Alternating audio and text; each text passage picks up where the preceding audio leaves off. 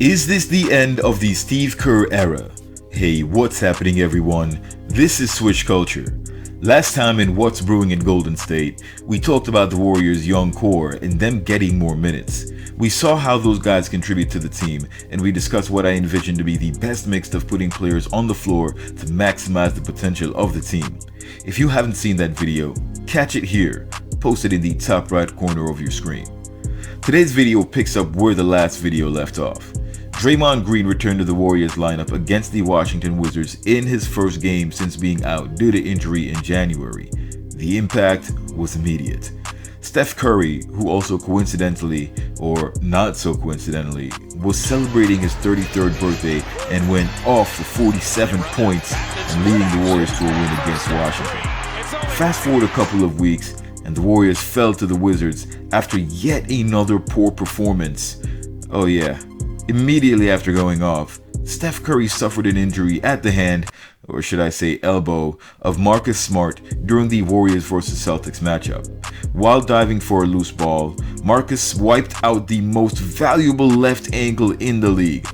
I'll be the first to say that was not a smart play. Ever since this incident, the Warriors have completely lost their identity. Draymond Green started talking softly, still gets a tech. Steve Kerr started talking hard, definitely got a tech. Damian Lee dropped 20 points one time, and Andrew Fall-Star Wiggins completely forgot how to play basketball. On top of that, it's become blatantly evident that Steve Kerr is unable to coach a non-Steph lineup. Yes, you heard that right. If there is no Steph, roll the dice. After 10 tries, however many times you hit 6 is how many times Steve Kerr will win. If you doubt me, here's some food for thought. At the time of this recording, the Warriors had lost 7 out of their last 8. For the mathematically challenged, that's a 12.5% win rate. Though I will refrain from outright bashing Steve Kerr, I do want to talk about Steve Kerr and that uncomfortable question. Do the Warriors need a new head coach? Steve Kerr has been the Warriors head coach since May of 2014. Prior to that, he was the general manager of the Phoenix Suns, and for a year before that, he was a broadcaster and commentator for TNT. He also had a minority stake in the Suns franchise, but that only lasted until he began coaching Steph Curry. I say coaching Steph Curry because, well, that's what he's been doing his entire coaching career. Now, this is not a knock on Steve Kerr. It takes a special type of coach to unlock a player in his first year. That's exactly what Steve Kerr did. While Steph Curry was starting to break out under Mark Jackson, ultimately it was Steve Kerr who allowed Steph Curry to become the player we see today. After getting 51 wins with Mark Jackson in 2013, the Warriors had a coaching change to Steve Kerr, who came in and had the franchise up to 67 wins in his rookie year as head coach. For those of you who don't know, Steve Kerr's first job as head coach was to coach the Warriors. Let that sink in. This was the first time the Warriors have ever had more than 60 wins in a season. Tie that with the fact that Steve Kerr then notched the highest win percentage of any rookie coach in NBA history, which led to him finishing second in the Coach of the Year votes behind Mike Budenholzer, who at the time was coaching the Atlanta Hawks to their best regular season in 48 years, and winning it the following year while coaching the Warriors to the best record in NBA history, 73-9. You can bet that optimism for Steve Kerr had been high. It wasn't just that, however. The relationship between Steph Curry and Steve Kerr was special. Their names are practically identical. They're both 6'3", and both were and are phenomenal shooters. Steve Kerr in his own right still has the highest three-point shooting percentage of all time, just ahead of Steph Curry. As a matter of fact, Steve Kerr first noticed Curry when he played as a sophomore at Davidson versus UCLA in the Wooten Classic. While his shooting didn't pop much in that game, it was everything else for Steve Kerr. His ball handling, feel for the game, and just in general the way he played gave Kerr enough to then tell both Sonya and Del Curry, to their surprise, that their son could play in the league. This is while Kerr was GM for the Phoenix Suns.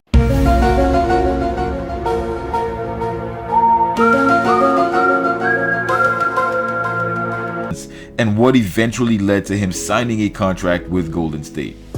As a player, Steve Kerr sees himself in Steph and Curry. Look at it this way. If Steve Kerr was the franchise player of the Chicago Bulls in the 90s, this is how he would have liked his team to be structured around him, and not in a bad way. He knew exactly what Steph Curry needed to elevate his game to the next level into becoming the Steph Curry we know today. Or do we have this backwards? Did Steph Curry make Steve Kerr into the coach we knew in those championship years?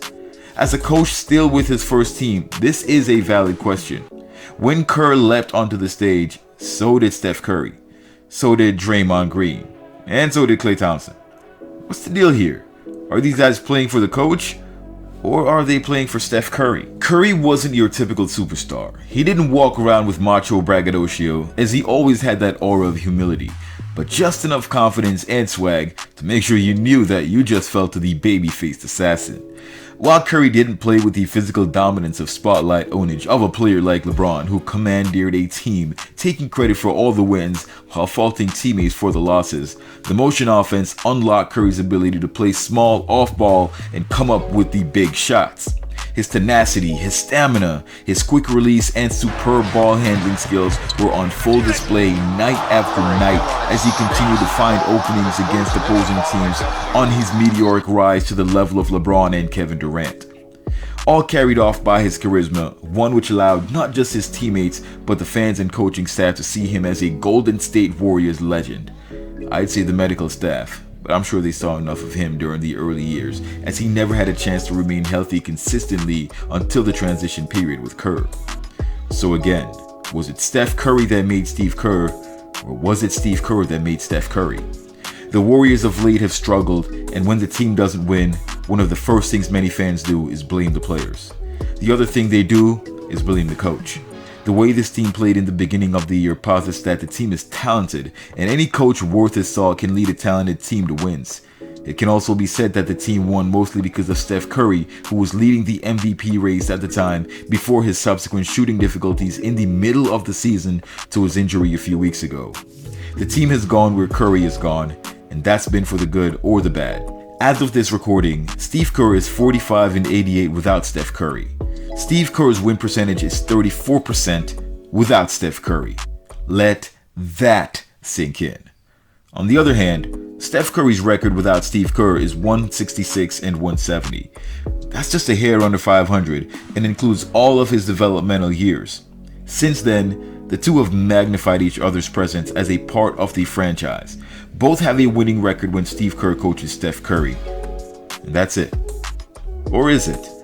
What about the downward spiral of the Warriors? What about the team losing when Steph Curry isn't available to play? Well, here's your answer. As long as Steph Curry remains the franchise player of Golden State, it is improbable that the Warriors will find a coach that can win as much with Steph Curry on the floor as he can win with Steph Curry off the floor while maintaining a record over 500. Many very good NBA coaches like Monty Williams, Mike Budenholzer, and Nate McMillan are already gone, and Mark Jackson left the Warriors in less than amicable terms. The best you could hope for is that the Warriors hire a coach that does better with the remaining players on the roster, but that is going to come with a cost to the performance of Steph Curry. At worst, he'll be a shell of his former self, and the team without Steph Curry is no better off under a new head coach. That means Steve Kerr is likely here for the entire remainder of the Steph Curry era. If Steve Kerr departs this team, the franchise will have to look towards the future with the impending aging of Steph Curry and the emergence of another player to take his place. While we have the young talent, when that time eventually comes, which current young player is positioned to lead this team to continue contending for championships for years to come? Tune in next week for the next episode when I share my thoughts on who will be handed the keys to the Warriors' future. Thanks for watching.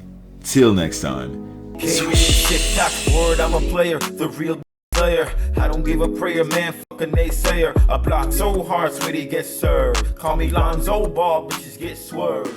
Usually